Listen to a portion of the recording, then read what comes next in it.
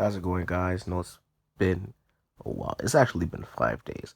Anyway, first, I'd like to actually like and subscribe, comment as well, tell your friends, trying to grow the channel as much as possible. The reason I haven't been uploading is because my computer is broken. Um, I was planning on getting another computer next month anyway. I was planning on buying another one, but this kind of forced my hand a little bit, so I should be getting it pretty soon. I can't get a new one this month because circumstances. That's all I'm going to say. If I were to spend that money on a computer, I'm really going to miss out on opportunities that I need to take advantage of. Anyway, so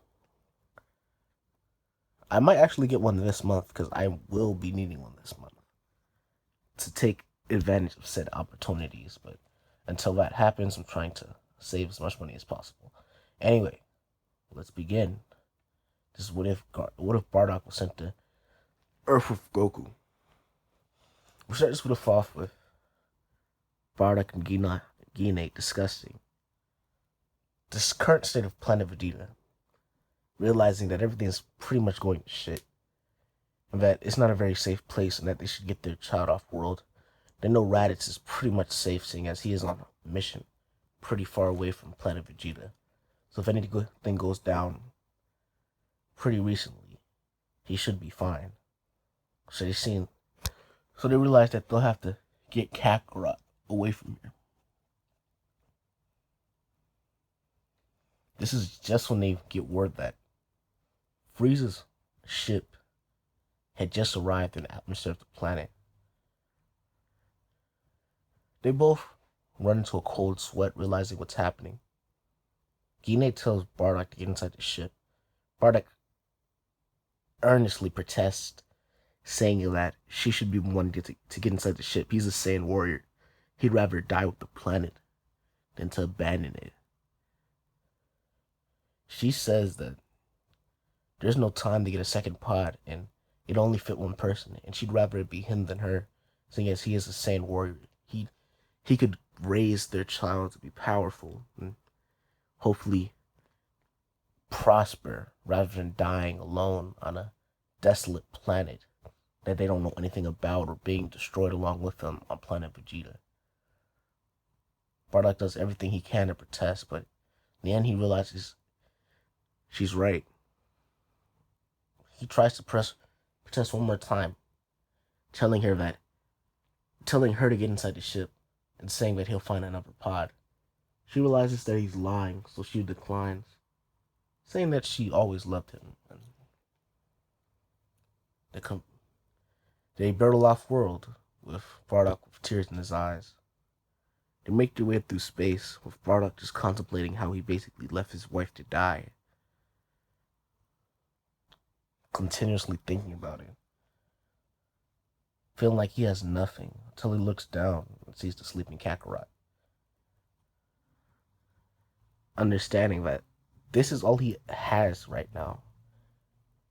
Although he thinks Raditz is still alive, that can't be guaranteed, seeing as Frieza had just destroyed the whole Saiyan race. It shouldn't be too long till he will track down Raditz and kill him.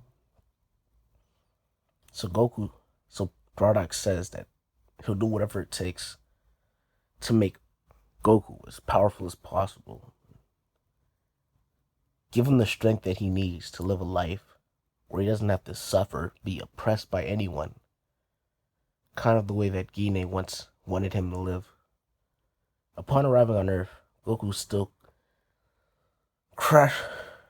pod still crash lands inside the same location. However, Bardock is there. He pulls himself out of the pod and looks around. He's in a forest. Picks up the crying Kakarot. Begins dashing off into the distance before coming around an abandoned house pretty far from Grandpa Gohan's home, saying that this would be the residence for the moment.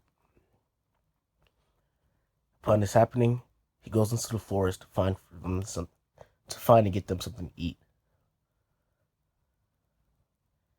He manages to catch an animal and cook it up. So with some berries, seeing as Kakarot is pretty much still a newborn and he can't eat solid foods just yet.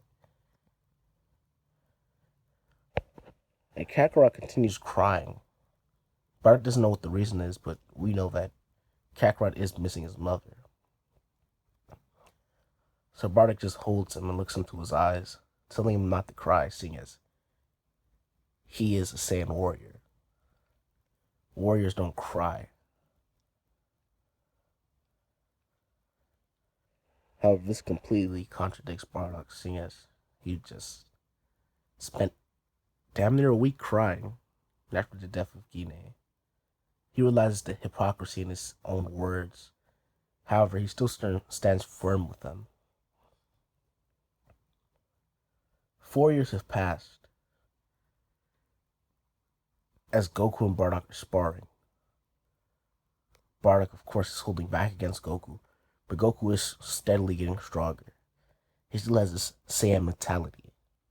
However, he is a bit less rough, seeing as Bardock is trying to raise Goku in the way that Guinea would want him to be raised. And so he's not so much stuck inside his violent tendencies as a Saiyan. However, they still are present.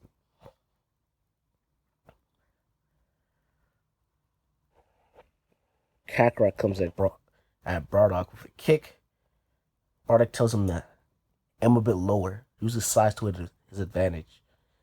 Fighting against a tall opponent, you shouldn't aim to fight at their eye level.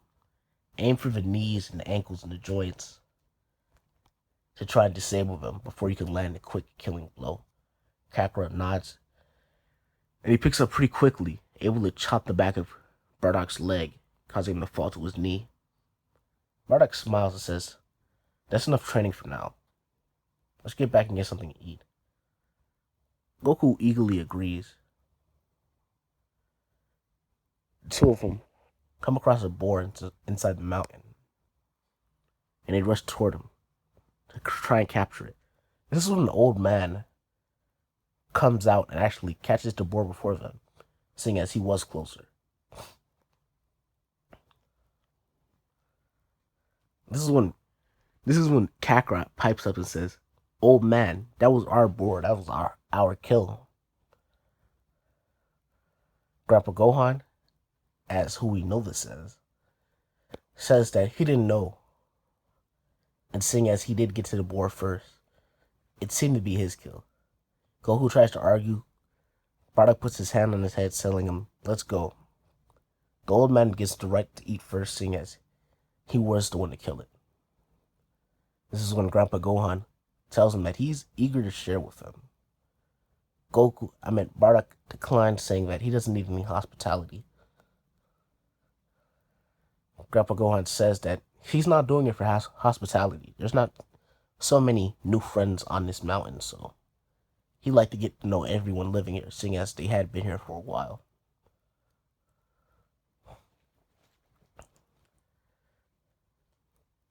With Bardock not able to find any objection, Goku and Bardock decide to go with the man.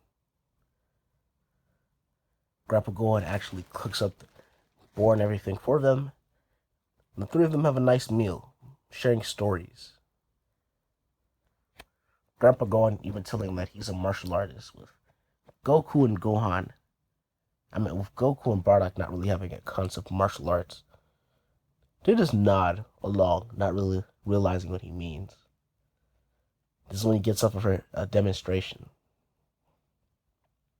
and begins making moves. The moves are pretty slow, seeing as Bardock's perception is so high and he's so powerful. However, if he realized if they were at the same strength level, he wouldn't be able to beat the old man. His moves seemed somewhat refined, and they weren't so brutish, and he wasn't much of a brawler like the Saiyans usually are. Bardock gets intrigued by this, asking the old man if he can show him some more. And Grandpa Gohan does the same, and they continue like this for a while, with them being pretty cordial to each other, even finding days to eat every Sunday, to eat together. With Grandpa go on showing him and Goku some of his martial arts day by day. That's the end of this part. Let me know if you guys like it. I'm going to drop it. I'm probably just going to drop it right now. I might try to edit on my phone. I haven't edited on my phone in so long, so it might take me a bit of time, but thanks for watching, guys. See you later.